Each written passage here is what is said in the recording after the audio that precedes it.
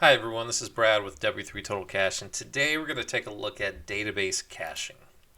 There are different types of caching. There's page caching, object caching, database caching, browser caching, but today, just database caching.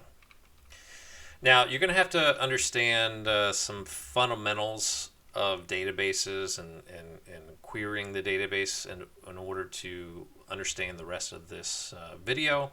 So hopefully you have just a very fundamental knowledge. But here we're looking at the database structure for a simple WordPress site. For example, in the left column, you can see that there's a table that holds comments. All of our posts and pages are in the posts table, and there's a table for users. So the next thing we're going to go over is how WordPress interacts with the database on a typical request. And we're going to look at two examples. The first one here is we're looking at a post named template comments. And what it has to do, WordPress makes a query to the posts table, and it's looking for this post. And it found it, and you could see how the data correlates. So the column post content, that data is going to be used to actually display the content of this particular post. And if you scroll to the bottom of the post, there's a couple comments. And so to render the comments on the page, WordPress needs to reach out to the comments table and grab all the comments that belong to this particular page. What queries are running? So if you are interested in learning more about the exact queries that are running, one of the things you can do is install the Query Monitor plugin. It's a free plugin, and that's going to add a new option to your admin bar at the top. And if you hover over it, you'll see a database queries section. And so for this particular page, you could see that there are 59 total queries. Well, you can't see it because I'm in the way, but at the bottom it says total 59. So to render this page, there was 59 queries ran. So it had to reach out to the database quite a bit to get everything it needed to build this page. If we look at a particular query as an example, this one is reaching out to the options table to get the site logo value. So in your theme, if you actually uploaded a site logo, this will have the ID of the site logo of the image. And this is a base WordPress install. There's not a lot here, and there's only 168 entries in the options table. But in a WordPress site that's been around for a while, that's had different themes installed, that had various plugins installed, there's going to be hundreds, if not thousands, of rows in the options table. So, it kind of doesn't make sense to have to filter thousands and thousands of options every single page load just to find the site logo. And that's where caching comes in. If you search the table and find it, save a copy of it so that the next time you need it, don't go to the database, just pull it up from cache. How to enable database caching? Well, it's very simple. In this example, we're going to use Total Cache. And after you install it, when you go to the general settings, there's a section for database cache. So we've enabled that, and for testing purposes, we've chosen disk as the database caching method. Now, when you enable database caching, one of the things that happens is in the WP content folder, there's a file named db.php. This is a drop-in.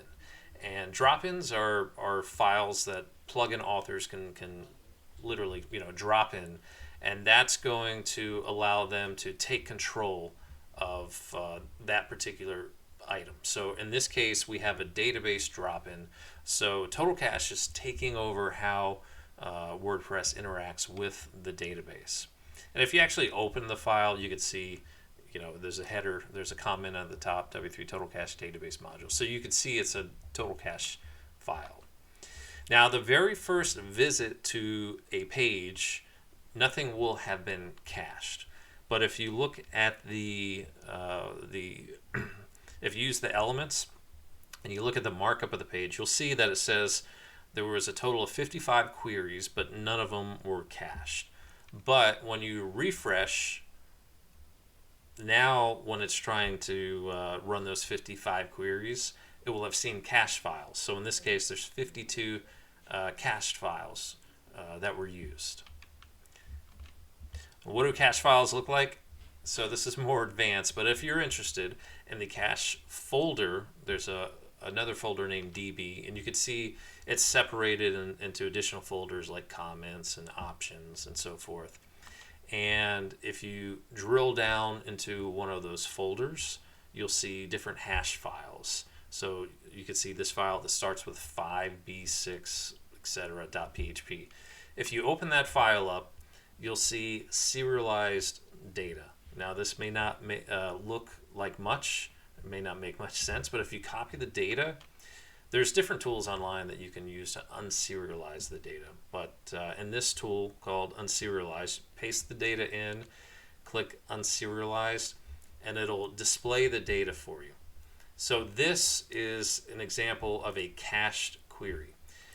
So there's a couple pieces of data in it, but the first one is it shows the actual query that was run. So it's looking for a comment ID from the comments table where it's approved. The post ID is 1148 and the comments parent is in 20. And so if you were to go to phpMyAdmin and manually type this in, this is how you would kind of filter out and run this query.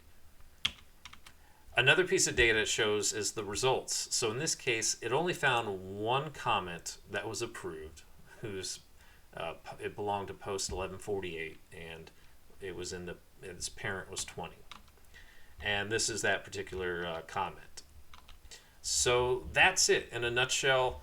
Database caching, it saves commonly ran queries.